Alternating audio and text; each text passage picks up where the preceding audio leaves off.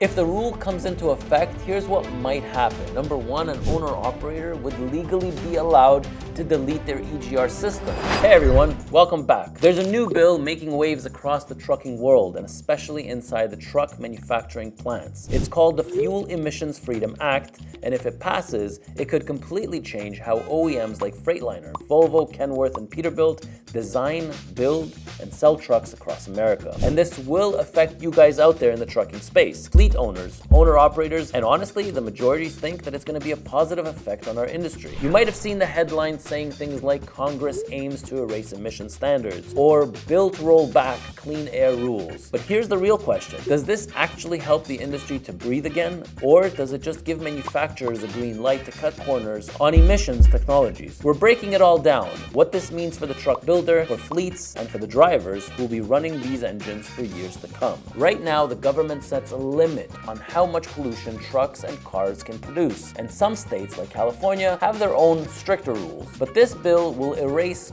all of that. No federal standards and no state standards either. In simple terms, it's like throwing out the whole emissions rulebook and saying, you figure it out. That means trucks and engine manufacturers and fleets like ours could run and build trucks without the same emission restrictions we have today. So as you might know, there are a lot of owner-operators and even small fleets that delete their EGR systems because they're tired of the constant breakdowns, expensive repairs, and downtime for those systems. The EGR valves and the coolers are known to clog up with soot, causing trucks to lose power, overheat, and go into derate mode.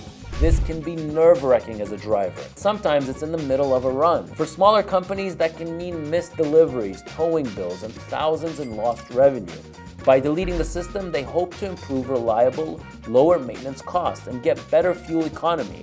Some also believe older style engines without emission systems run stronger and last longer. So while deleting an EGR is illegal today and risky, many who do it see it as a way to fix ongoing performance problems, rather than an attempt to cheat the system. So what do supporters say about this bill? Well, the people who support this bill say it's about cutting costs and giving trucking and manufacturing a break. They argue that emission rules keep changing all the time, and it's expensive for companies to keep up. They believe that if you remove these regulations, first of all, trucks and parts would cost less to build. Companies will have more freedom to design engines their own way. It'll protect jobs in trucking and manufacturing, and it'll stop the government from forcing deadlines that raise prices for everyone. Basically, supporters say it's not about polluting anymore. It's about letting the industries breathe and make their own decisions.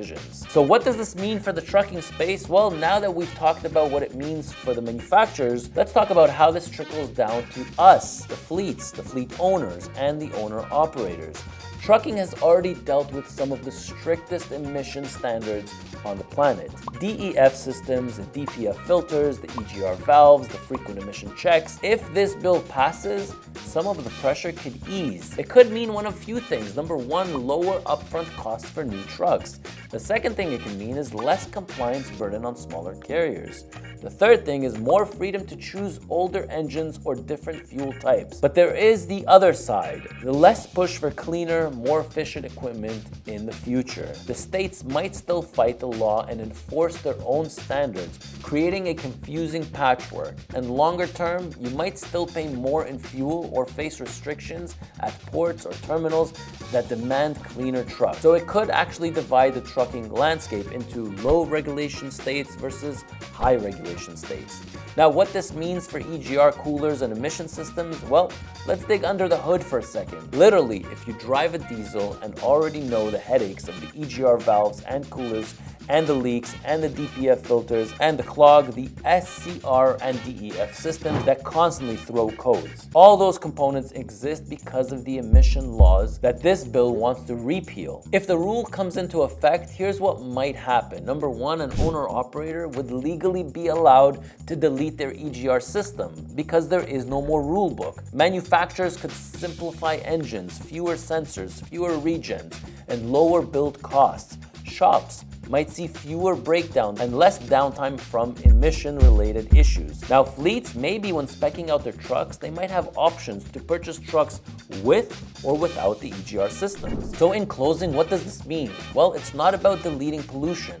It's about deleting the rules that control it. Supporters call it freedom for businesses. Critics call it a step backward for the environment. And for trucking, it's going to impact everything: manufacturing, maintenance, compliance, and long-term competitiveness. Whether this passes or not, it's going to shape the trucks we buy, the engines we run, and how the industry evolves in the years ahead. So stay tuned, because it's not just about emissions, it's about the future of trucking itself. Now, if you found this breakdown helpful, hit the like button, drop your thoughts in the comments, and don't forget to subscribe for more trucking industry insights. Thanks for watching. I'm Ronen, and I'll catch you in my next video.